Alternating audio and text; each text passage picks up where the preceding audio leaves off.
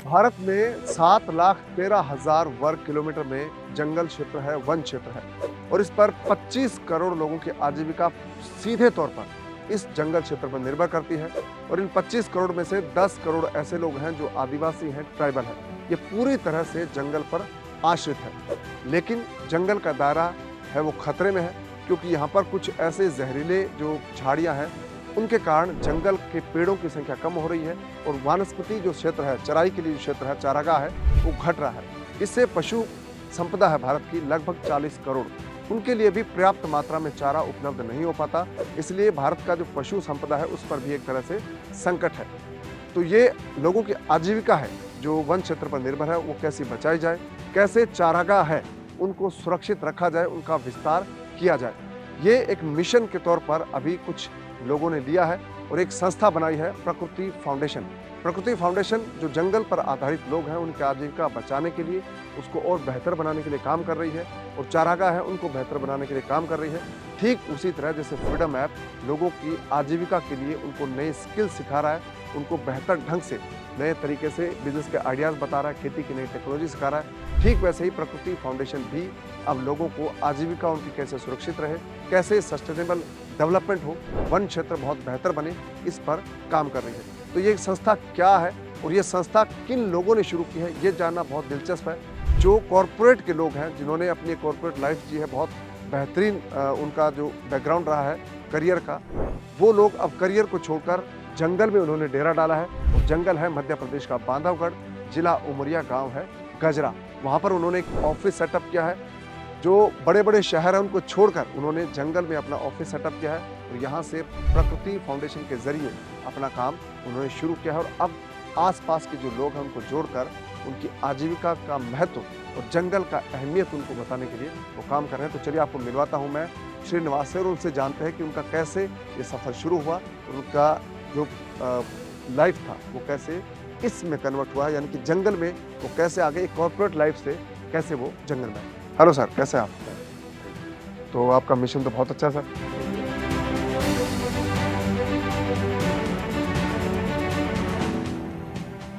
Sir, आपका जो ये प्राकृतिक प्रेरणा फाउंडेशन है, इसके बारे में बताएं। सबसे पहले खुद के बारे में बताएं कि कैसे आप इस मिशन से जुड़े, आपका मिशन है क्या?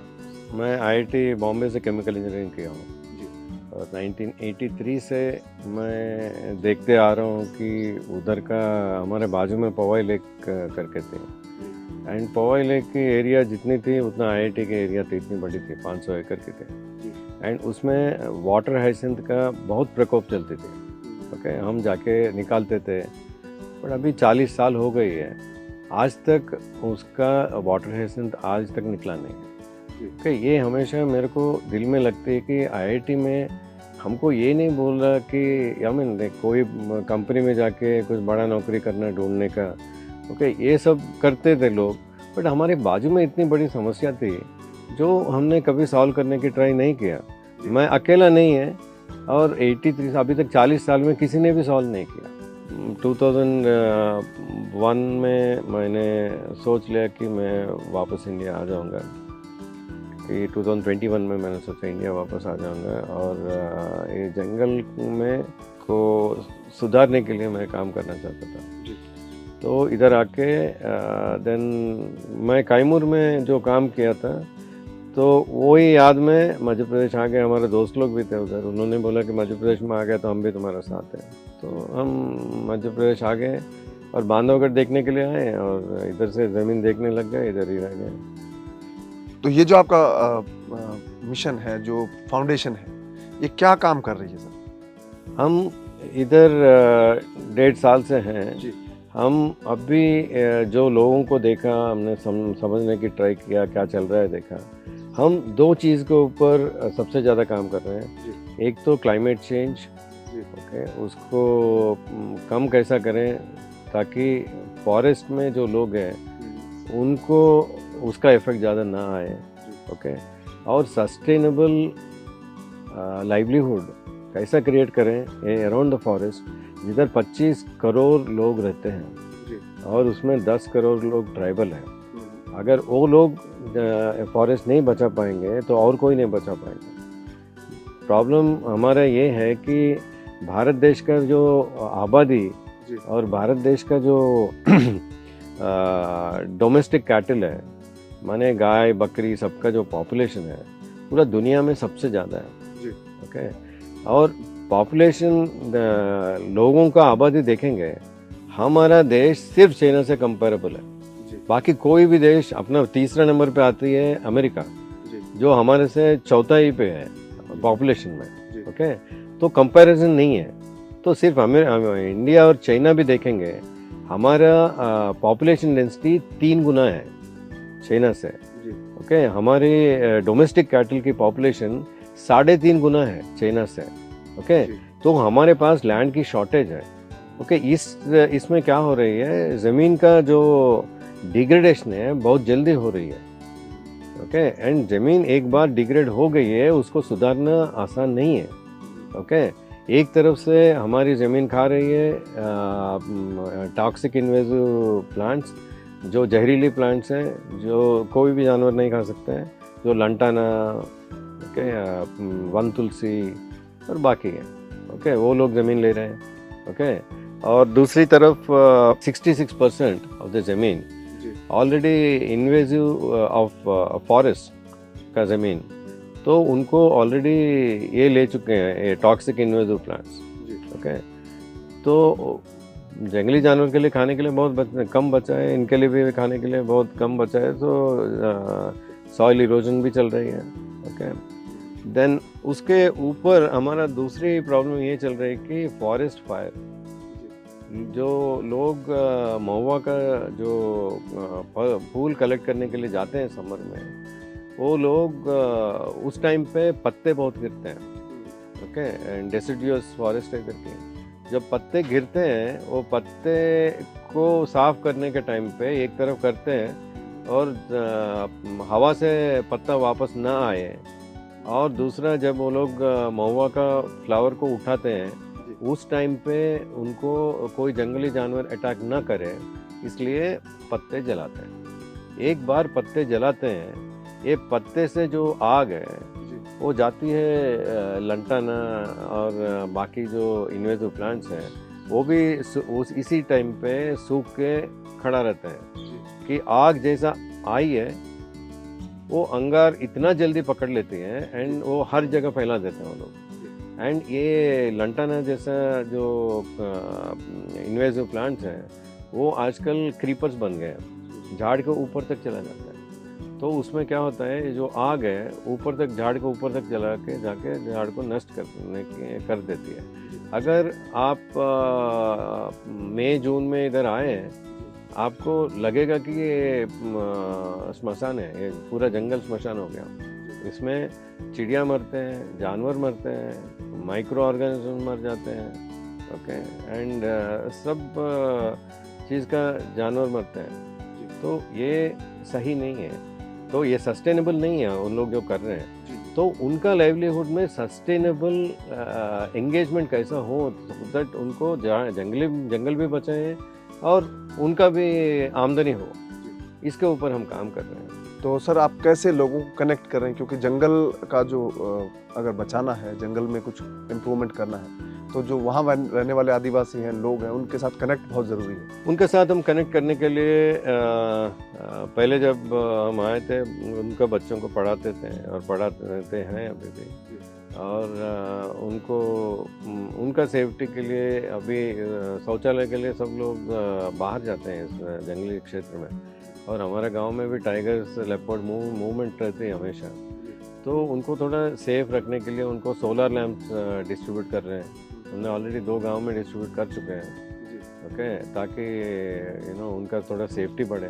ओके, एंड उनका कॉन्फिडेंस जीतने के लिए ट्राई कर रहे हैं। उनका हमारा जो भी कोशिश है, उनके आमदनी कैसा बढ़ाए। ओके, हम काफ़ी लोगों को इधर लोकल एम्प्लॉयमेंट क्रिएट किया है। हम जो भी एक्टिविटी कर रहे हैं, जिससे कम से कम 100 फैमिली को रोज़गार मिली है जी। ओके, तो ये ऑलरेडी हमारे जगह पे कम से कम दिन में, अभी भी कंस्ट्रक्शन कुछ नहीं है, फिर भी कम से कम 20-25 लोग काम करते हैं।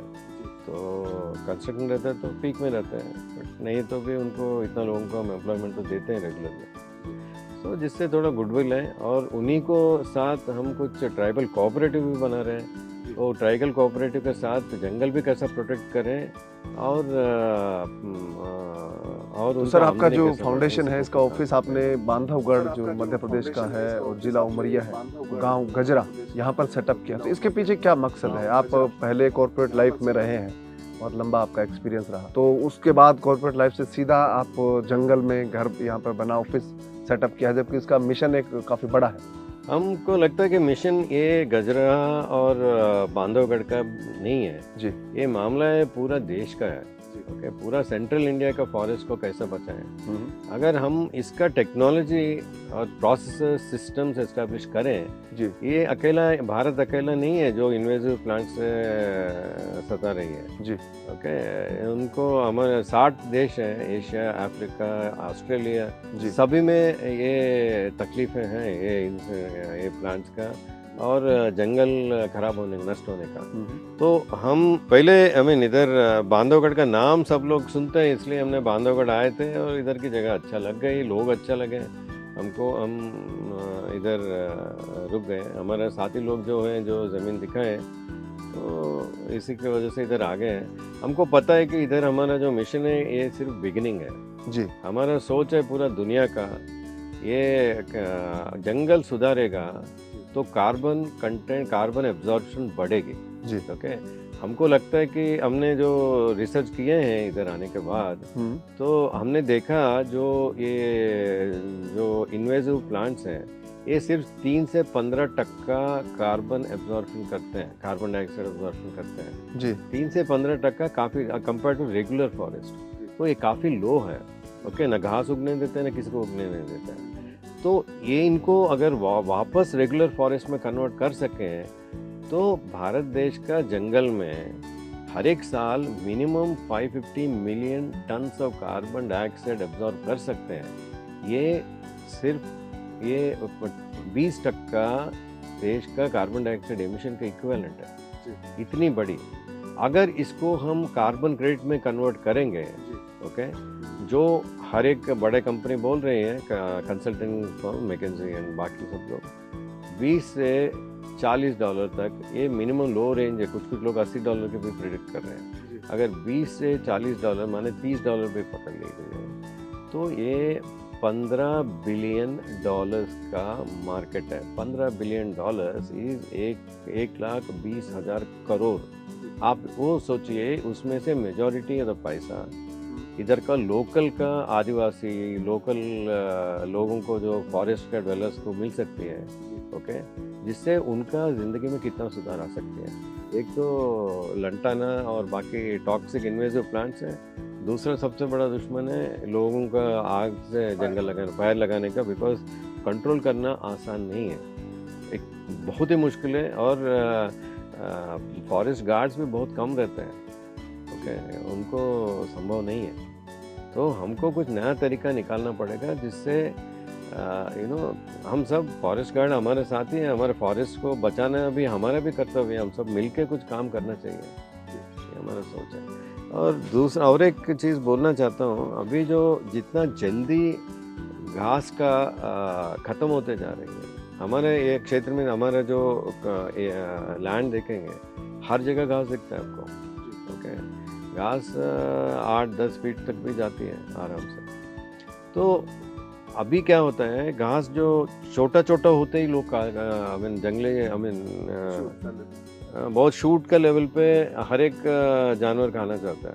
ओके, उससे क्या होता है, ज़्यादा घास रहता नहीं है, और बकरी जितना अंदर तक जाते के खाते हैं उसके वजह से उधर ख़त्म ही हो जाता है, कभी कुछ नहीं आता है। तो हमको मिलके ऐसा कुछ स्ट्रैटेजी करना चाहिए, कुछ जोन्स में उनको खिलाएं और कुछ जोन्स को थोड़ा ग्रो करने दें। हाँ, कुछ ग्रो करने दें, ग्रो होने के बाद खा सकते हैं, कुछ फ़र्क ना पड़ता है। बट तब तो 1-2 फीट, 3 फीट, 4 फीट, 6 फीट जाएगा ना। जिधर तक उनको खाने का अच्छा लगता है उतना तक ग्रो करके उनको छोड़ सकते हैं। अगर ये रेस्ट नहीं दे सकते हैं तो पूरा ज़मीन ख़त्म हो जाएगी हमारे, बिकॉज ऑलरेडी बहुत कम, 1/3 हो चुकी है, और कितना कम कर सकते हैं। और ये तो इमरजेंसी है हमारे लिए।